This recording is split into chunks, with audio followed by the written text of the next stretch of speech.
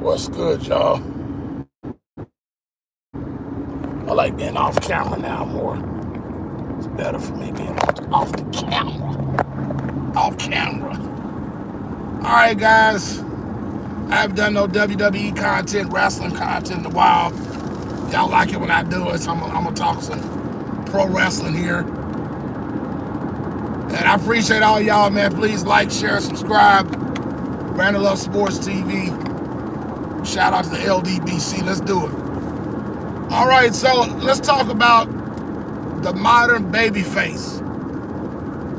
And now it's not a surprise because most baby faces today are, and I'm going to tell you how a lot of people credit Stone Cold Steve Austin for this, and I'm going to tell you why you're wrong and how it actually was the Undertaker that started this whole movement. And I think he did it by accident because I remember when Paul Bearer was still alive and he and the Undertaker were doing an interview, and they were doing a shoot interview, and they were talking about this very thing I'm about to talk about right now. The days of a good guy are much over now. What's up, Todd? I see you in the building, man. Peace to you too, brother. Of the good guy are over now. You know, when you got the guy comes down the aisle, slapping hands with the fans, kissing babies, kissing the girls, you know, the little tassels on his boots, hometown hero, real crazy rock music playing. You know, those days are over. And I credit one man, and that man's name is, well, that's not his real name, but we call him the Undertaker. I think his name is Mark Calloway. I credit Mark Calloway for being the first anti-hero babyface that got away from the guys that was slapping hands with the fans and being good and doing everything right, like Hulk Hogan and say your prayers, brother, eat your vitamins, brother.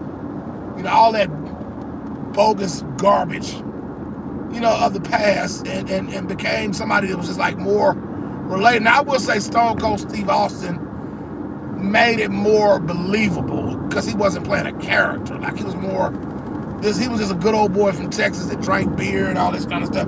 So I think the Stone Cold made it more personable, more the common man kind of person like that did that. Because when he was a bad guy, his personality was one way. Then when he turned, he was still doing the same things. But honestly, I'm going to show you how the Undertaker was the first person. And for the longest time, I thought it was Stone Cold. But then when I started thinking about it, I said the Undertaker did that first. And so you got to go all the way back to when the Undertaker was the biggest heel in wrestling. You got to go back to when he came on the scene in like 89, 90, and he had this gimmick that nobody had before. It was kind of like the Addams Family, Herman Monster, you know what I'm saying? That kind of character that like nobody had ever seen, like an Undertaker, like a funeral director. Like, he was just evil, sinister. When you think of death, it's very, even though death is a natural form of life, you know, it happens to everybody. But when you think of death, you think of a funeral home, you think of something that's like really dark and grim and evil. There's nothing redeeming about being a funeral director. You know what I'm saying? When you think of, you don't want to think, okay, I want my good guy to be a funeral director. You know, the Undertaker he fit into that heel role perfectly because I got to give it to him. He had a lot of balls because the Undertaker was unproven, and they put him right. Vince McMahon put him right in the spotlight immediately, though. Like, he did a little work in World Class Championship Wrestling and a little bit of stuff at WCW. I think I was back when Bill Hurd was there during that time. You know, or what at that time, but he came. I remember Undertaker back in like 1988, 89. I can't remember if Paul Heyman was his manager or not. I can't remember who his manager was, but you know, he came in green as mean Mark Callis, and you know, he made some noise like that. You know,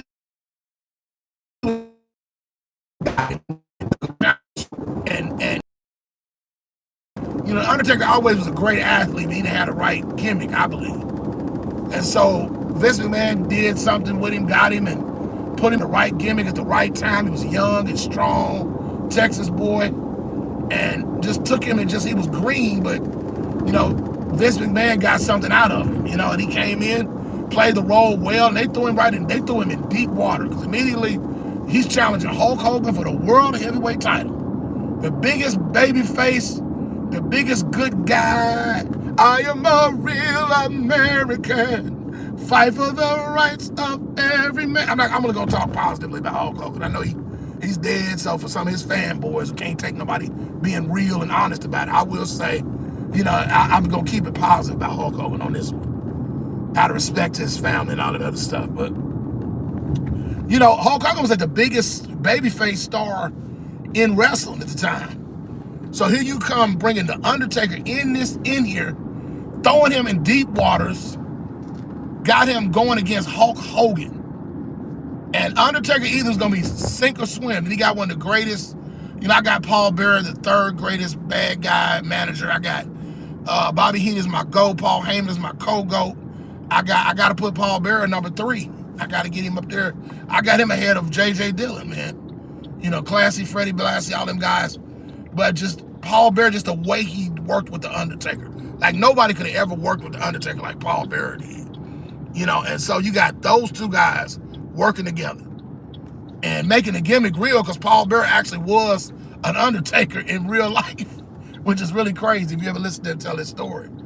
And so you got those two working together, creating the biggest evil thing going. But something happened that they didn't expect to happen. Because I don't think The Undertaker ever was meant to ever switch babyface.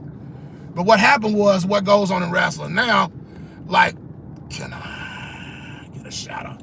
No, you don't come on somebody's page asking for a shout out.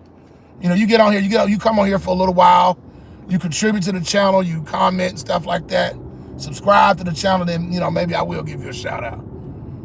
But no, don't do that. I won't come on your channel asking for that either. So prove yourself first, then we talk about that. But thank you for coming on. But, you know, Paul Bearer, you know, and The Undertaker, it was just working. It was going over so good that the fans started to like it.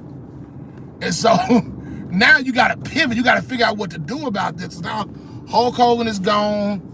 Yokozuna, I think he was out by then. The whole landscape starts changing in WWE at this time. I think Shawn Michaels was a good guy, but Shawn Michaels always been one of those guys where he could be one of the top baby faces, but like you got to have another top baby face with him, like Bret Hart. Even though Shawn Michaels and Bret Hart hated each other's guts, but believe it or not, there actually was a time when they were both baby faces. Most of the time, Bret Hart was the good guy, Shawn Michaels was the bad guy, the vast majority of that time. And that's what made the gimmick work so well. But at one point, you know, Shawn Michaels was the good guy, Bret Hart was the bad guy with the Hart Foundation. But back to the Undertaker. Undertaker could actually take that role, but the problem was the Undertaker couldn't be a good guy. Now you can make him a baby face, and I don't know what prompted them to do this, but the Undertaker and Paul Bearer changed absolutely nothing. They didn't. That's why I said the Undertaker revolutionized this, but not by choice. I don't think he meant to do it. I think it just happened. And like they just didn't know what to do with this guy. So and that's what the fans like. They like he jump up. You know, when he was a good guy, he was a bad guy, he was still doing that. When Paul Bearer, I'm gonna say Paul Heyman, Paul Bearer would get that urn and the Undertaker would pop up, raised from the dead. He was doing the same stuff as a bad guy. And he just kept doing the same thing. I honestly think he didn't know what to do. So if it ain't broke, don't fix it. So he just kept doing the same gimmicks, doing the same things.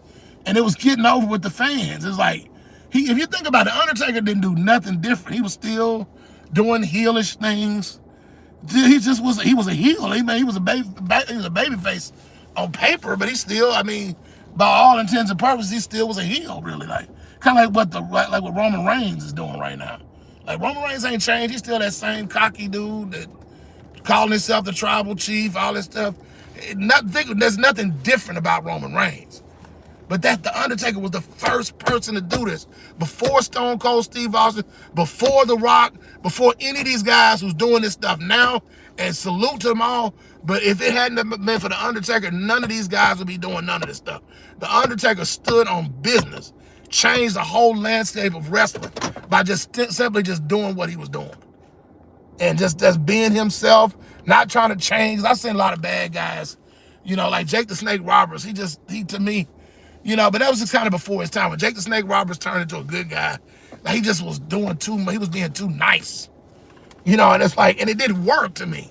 Jake the Snake Roberts wasn't believable as a good guy because he was too different.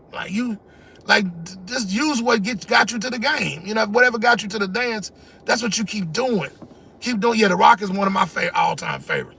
And yeah, The Rock and Stone Cold Steve Austin, they are pioneers. They are one of the original. They are Stone Cold and Steve Austin, and The Rock never changed. The Rock never went back to Rocky Maivia, thank God. But none of those old gimmicks, but you got to give The Undertaker the credit for that. Like, he's the GOAT when it comes to that. The Undertaker was the first wrestler to revolutionize heels and baby faces. Like, Undertaker ends up being one of the biggest baby faces in the history of the business, but he's also the biggest heel in the history of the business, too. You know what I'm saying? Because he didn't change anything. Like, nothing. Look at 1989 Undertaker, and look at 1998, 97, when he was in his prime heyday as a good guy, babyface. Nothing's different. 1990, 91, and 1998, same guy, same gimmick, doing the same things. I mean, at one point, Paul Heyman turned on him, and not Paul Heyman, Paul Bearer left him and went to Kane, but he still was acting like a heel even then, though. Like, nothing changed. But that's my 2 cents. I thought about that, and I wanted to do a video about that because it fascinates me. A lot of people give Rock and Stone Cold Steve Austin all the credit, but the truth of the matter is, Undertaker was the first to do that, in my opinion. All right, y'all. Brandon Love Sports TV. This your boy. Shout out to the LDBC, the greatest content creating crew on the planet. I got some more NBA heat coming for you later. I'm out. Peace.